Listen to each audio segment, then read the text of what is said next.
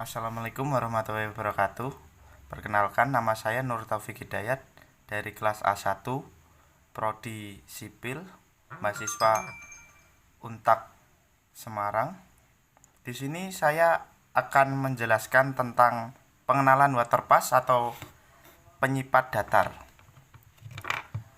Waterpass adalah alat ukur datar dengan teropong dengan dilengkapi nivo dan sumbu mekanis tegak sehingga teropong dapat berputar ke arah horizontal. Alat ini tergolong alat penyimpat datar kaki 3 atau tripod level karena alat ini bila digunakan harus dipasangkan di atas kaki 3 atau statif. 1. Prinsip kerja alat, yaitu garis bidik ke semua arah harus mendatar sehingga membentuk bidang datar atau horizontal di mana titik-titik pada bidang tersebut akan menunjukkan ketinggian yang sama. 2. Kegunaan alat. Fungsi utamanya adalah memperoleh pandangan mendatar atau mendapat garis bidikan yang sama tinggi sehingga titik-titik yang tepat garis bidikan atau bidik memiliki ketinggian yang sama. Yang kedua adalah dengan pandangan mendatar ini dan diketahui jarak dari garis bidik yang dapat dinyatakan sebagai ketinggian garis bidik terhadap titik-titik tertentu. Maka akan diketahui atau ditentukan beda tinggi atau ketinggian dari titik-titik tersebut. Alat ini dapat ditambahkan fungsinya atau kegunaannya dengan menambahkan bagian alat lainnya. Umumnya alat untuk waterpass ditambah bagian alat lain seperti benang stadia. Yang satunya lingkar berskala. Bagian-bagian alat ukur waterpass berfungsi. Alat untuk waterpass yang sederhana hanya terdiri dari 4 komponen atau bagian alat, yaitu 1. Teropong yang di dalamnya terdapat lensa objektif, lensa okuler, dan diafragma. Yang kedua, nivo kotak dan nivo tabung sumbu 1 dan 3 skrup pendatar. Cara mengoperasikan alat ukur waterpass ada 4 jenis. Jenis kegiatan yang harus dikuasai dalam mengoperasikan alat ini yaitu 1. Memasang alat di atas kaki 3. Yang kedua, mendirikan alat atau setup. Yang ketiga, membidikan alat. Yang keempat, membaca hasil pembidikan. Ada 2 hasil pembidikan yang dapat dibaca, yaitu 1. Pembacaan benang atau pembacaan rambu. Yang kedua, pembacaan sudut.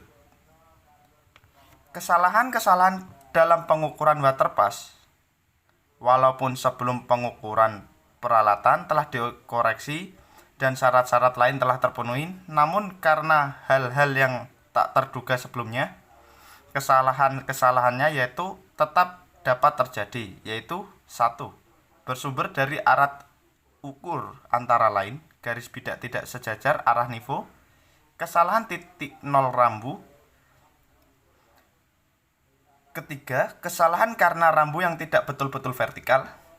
Keempat, kesalahan karena penyinaran yang tidak merata. Yang kedua adalah kesalahan karena penyinaran yang tidak merata. Yang kedua, bersumber dari si pengukur, ya antara lain 1. Kurang paham tentang pembacaan rambu.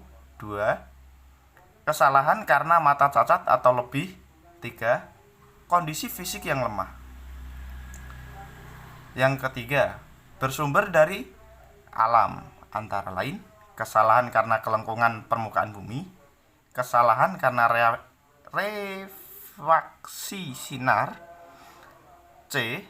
Kesalahan karena undulasi. D. Kesalahan karena kondisi tanah tidak stabil. Ada berbagai macam peralatan sifat datar yang digunakan dalam pengukuran, antara lain sebagai berikut. 1. Waterpass. Waterpass ini dipasangkan di atas kaki 3 pandangan dilakukan melalui teropong. Ada beberapa macam bagian-bagian waterpass, antara lain A. Loop, B. Teropong, C. Penahan sinar, D. Tombol fokus, D. Peringan horizontal, G. Sekrup-sekrup level, alas, unting, dan lain-lainnya. Sumber yang dapat digeser-geser, nama dan nomor seri plat, sekrup integrasi horizontal.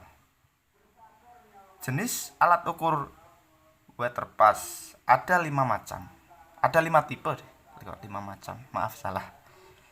Yang 1, tipe semua tetap atau dummy level. 2, tipe nivo refraksi. 3, tipe semua tetap dengan sekrup pengungkit. Yang keempat, tipe otomatis atau automatic level. Yang kelima, hand level. Adapun syarat-syarat pemakaian alat waterpass pada umumnya adalah A. Syarat dinamis, sumbu 1 vertikal. B. Syarat statis, antara lain garis membidik teropong sejajar garis nivo. 2. Garis nivo tegak lurus sumbu. 3. Garis mendatar diafragma tegak lurus sumbu 1. Sekian dari saya. Apabila ada salah, mohon maaf. Wassalamualaikum warahmatullahi wabarakatuh.